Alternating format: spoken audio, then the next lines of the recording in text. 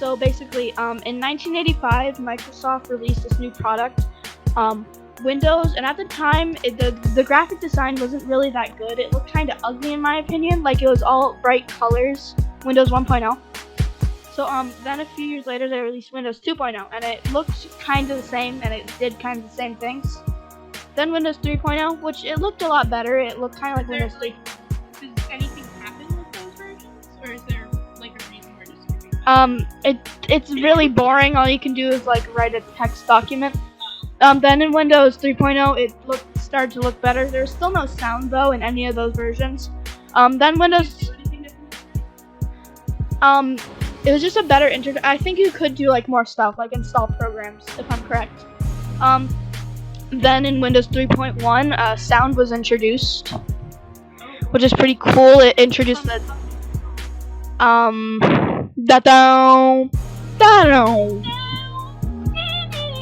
So yeah, pretty much it introduced the ta-da sound effect that is very widely used today, like in videos and stuff, and it looked a lot better and is very widely used. And then like Windows NT 3.1, but I'm not gonna go on the NT stuff for today. New technology.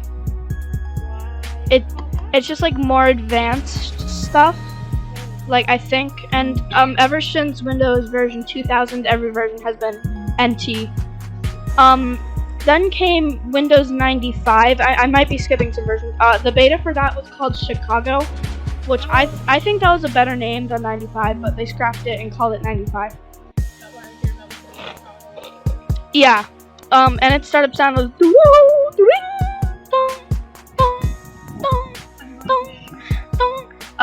and it introduced like the start screen that wasn't 2 milliseconds long. And it had like a loading bar, and it looked a lot better. It introduced the start button, which is like a staple in technology, having the start button. And it was like Windows thing. They would like advertise the start button. They were like, just press start. Yeah, that was Windows 95. And then after that was Windows NT 4.0. It was similar to 95, but it was like for work environments and stuff. Then came, wait, did I say 4.0 or 5.0? Yeah, I said 4. Okay. What are you saying? Your My what? laptop that you can't hear. Yeah, okay. So then came Memphis, which was the beta of 98, and then they scrapped that name and called it 98. 98 was also like a staple, and like everyone remembers that one. And it started with like, and shutdown was no. Yeah, I know. So yeah, it looks kind of similar to 95, but it did a lot more. It was pretty cool OS. Then came 2000 came first. It was like, yeah, 2000 came first in 1999. So instead of having a teal background, now it has a blue background. Wow. Again, it was just like an improvement on Windows 98, but it was still pretty similar. And then ME, which was like a very rushed version for home, and it was super glitchy, as you know, and blue screened a lot. But you know, I personally really like it because I like the logo and stuff, like how it's all colorful and everything's like cool. And a little side note, I think this came like a lot earlier in time, but I forgot. Microsoft Bob. It was like Windows for children, and everything looks stupid. Okay, next up, Windows 2001. Just kidding, Windows XP. Should I hum the startup? You already know it. No. So this introduced the new Windows logo, which is the classic one that like everyone knows. And it was like the most popular Windows ever. People still use it to this day, even though it's long not. Yeah, people use it because people liked it. But yeah.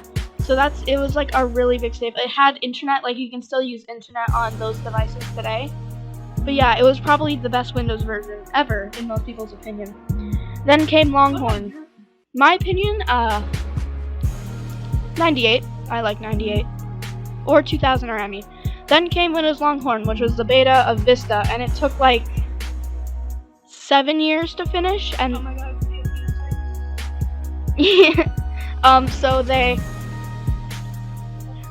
They made it up to 2004. They were making Longhorn, and people think the sounds were like opera, like ah, but they were not. They were just the Windows XP startups, because they didn't. Oh, that was so loud. They didn't make startups for it since it was a beta, and so that the development was reset in 2004, and they started over. I actually don't remember. But then they started working on Windows Vista, and then that came out in 2007. That's another one of my favorite versions.